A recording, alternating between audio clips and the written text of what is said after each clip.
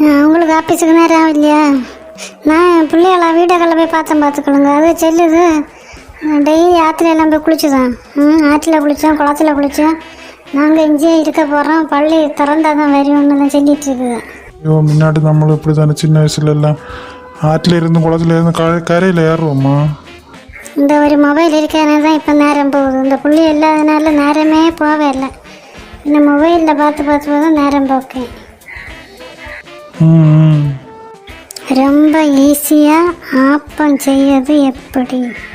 இந்த அளவோட ஆப்பம் எனக்கு வரவே வராது. பண்ணி பார்த்தா இதில் பார்ப்போம். Good morning friends. நான் இன்றைக்கி எப்படி ரொம்ப ஈஸியாக ஆப்பம் பண்ணுறதுன்னு சொல்ல போகிறேன் இந்த வீடியோவை கவனமாக பாருங்கள். ரொம்ப கவனமாக தான் பார்த்துட்ருக்கேன். சொல்லி பார்ப்போம். இதுக்கு தான் 1 கப்பு பச்சரிசி எடுத்திருக்கேன். உங்கள் வீட்டில் இருக்கிற எந்த கப்பில் வேணாலும் நீங்கள் எடுக்கலாம். இது என்ன கூத்து? நம்ம வீட்டில் பல சைஸு கப்பு இருக்கும். சின்ன கப்பில் இருந்து பெரிய கப்பு வரை இருக்கும். எந்த கப்பு வேணும் எடுக்கலான்னு சொன்னால் இது எப்படி அளவு? இதெல்லாம் எங்கே இருந்து வருது? அது அவைய செல்லுது. அந்த அளவு எல்லாம் நீ எடுக்க கப்பு அந்த அளவில் எடுக்கணும்னு. எந்த கப்பு வேணால் எடுக்கல. அந்த அளவு மட்டும் அந்த கப்பு கணக்காக்கி எல்லாம் எடுக்கணும்னு அவைய செல்லு எல்லாம். அப்படி போகுதா கதை? இப்போது இதுக்கு தேவையான தேங்காயோட அளவு நான் சொல்கிறேன். இது வந்து ஒரு 1/2 முறை தேங்காயிலேருந்து ஒரு 3/4 முறை நீங்கள் திருவி எடுக்கணும். 1/2 முறை தேங்காயிலேருந்து 3/4? அது அப்படி இருக்கிறது 1/2 முறை தானே. அதுலேருந்து எப்படி நான் 3/4 திருவது? எனக்கு சத்தியம் இவ்வளோ வீடியோ பார்த்தா கும்பி அடிச்சு தான் வரும். ஒரு வீடியோ பார்க்க தொடங்கினால இல்லை எடுக்க தொடங்கினால அந்த காக்கை உடம்பு வரும் பார்த்துக்கொள்ளுங்க. வெளியே இருந்து கத்தி கத்தி கத்தி அம்மனா என்னைக்கு இந்த காக்கை அடித்து கொல்லன்னு எனக்கு தெரியாது.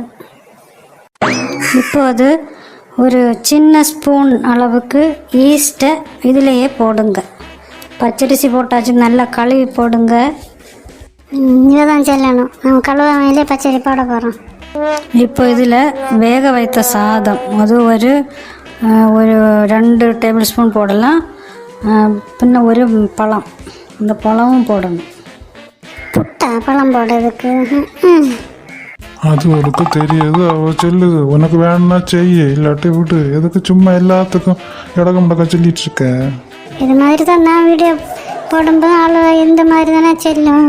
வீடியோ பார்த்து இந்த பொண்ணுக்கு ஒரு சேலை தான் உண்டா, ஒரு ப்ளவுஸ் தான் உண்டா, இந்த மாதிரி என்னெல்லாம் குறை சொல்லிட்டு இருக்கும். கமெண்டில் கூட என்னெல்லாம் செல்லுது.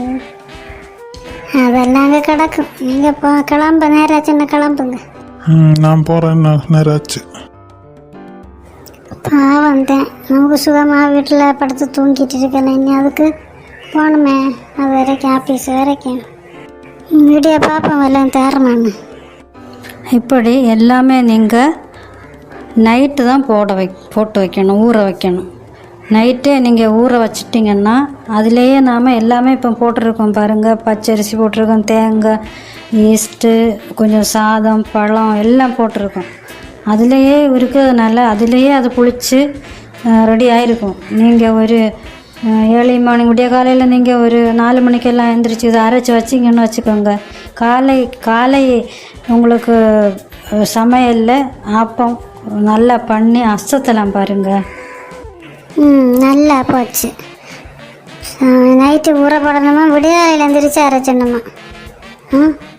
ஈஸியாக இது வேறு ஈஸியாக பண்ண எப்படின்னு வேறு தம்பி நெல்லி சென்னாலும் கேட்டான்னு வரும் மாதிரி வேண்டாம் வேணும். இப்படிப்பட்ட ஈஸியாக அப்பெல்லாம் எனக்கு வேண்டாம்ப்பா.